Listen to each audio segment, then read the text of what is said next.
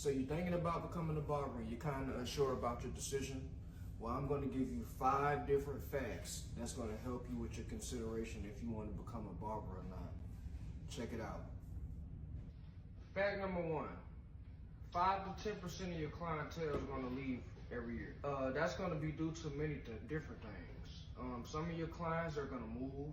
Unfortunately, you'll have those clients that pass away, whether it's natural causes or sicknesses or whatnot. And then you might have different clients that may eventually decide, you know what, I think I'm gonna grow my hair out. Yeah, man, I'm gonna wanna try something new, try something different. And they get to the point where they just stop showing up for haircuts. You gotta just constantly roll with the punches as a barber. That's why it's important for you to always be accepting new clients if you still can, because you know things happen. Times change, people change, things come up. Fact number 2, you're dealing with a lot of different people on a personal level. You're gonna have people that come into the barbershop, bad energy, bad attitude, bad vibe, bad mood. And again, this has little to do with you. You know, a person may be having relationship issues, just got into an argument with their significant other, and they come into the barbershop sitting in your chair and they taking that out on you. Money issues, problems on the job, or just, you know, everyday life issues that might push them to be unhappy. And, you know, misery loves company, unfortunately, so sometimes your clients or your customers are gonna lead that on to you.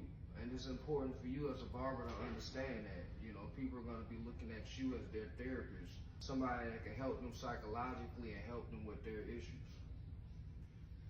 Fact number 3, this is one of those facts that you don't really hear people talk about too much. I hate to break it to you.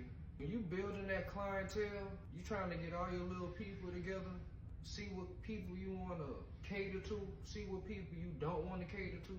See what people you want in your chair, see what people you don't want in your chair. In the midst of doing all of that, you may have to work another job. You may have to have that extra income. You may have to bring in that extra money from a side hustle or something. When you building that clientele up, you're not gonna be making significant amount of money just starting off the bat. You gotta put that work in. You gotta build them clientele. You gotta go get your people.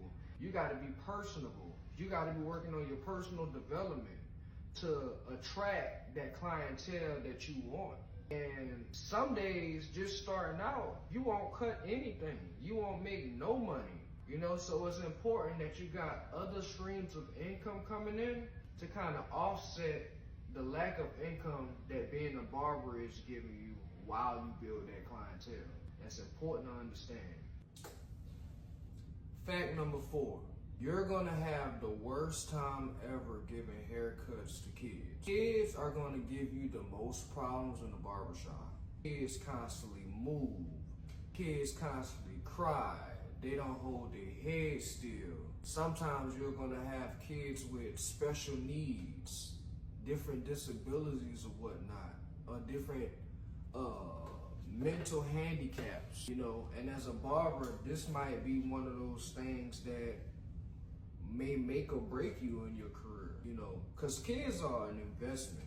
You know, you start off cutting kids, you'll start off cutting kids at 2, 3, 4 years old, and constantly keep cutting them throughout all of the years. Those same kids will turn around 20, 25, 30 years and still be your clients. Still be people that constantly keep coming to you for haircuts. And kids is also one of the best ways to build clientele because kids have friends. And at those ages, those adolescent ages, middle school as well, elementary, high school even, at those ages, those are the ages where you're gonna talk to the most people, you're gonna interact with the most people. So if you do good haircuts on kids, kids go to school and those kids ask where they got their haircut from. And next thing you know, you got all those kids coming to you. But it is a struggle. No, it is a game of patience, and it's a different level of understanding that's required. Some barbers have it naturally, some barbers pick it up the more they're a barber. Fact number 5, There's going to be slow days. Contrary to what you may or may not believe, you're not always going to be cutting 24/7, 365 when you're in a barbershop. I kid you not.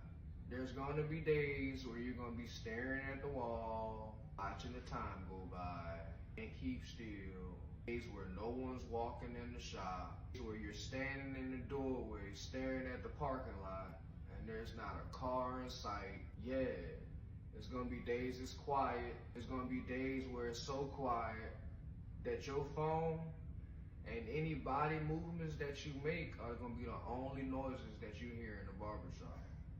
It comes with it. You're not gonna be booked up all the time until you put that work in. And even then, like I stated in the first few facts of this video, things change. People reroute their goals and their values in life. So even if you are booked up, it's still gonna be days that you're slow.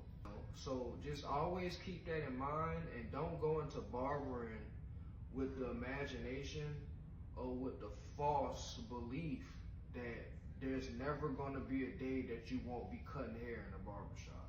All right, y'all, that's my 5 facts about what it means to be a barber. Thank y'all watching, man. If you got value from this video, if you please can like, subscribe, and tune in for any of my future videos where I'm giving any more information as far as barbering is concerned. Thank y'all for watching. Appreciate y'all time. Y'all take care.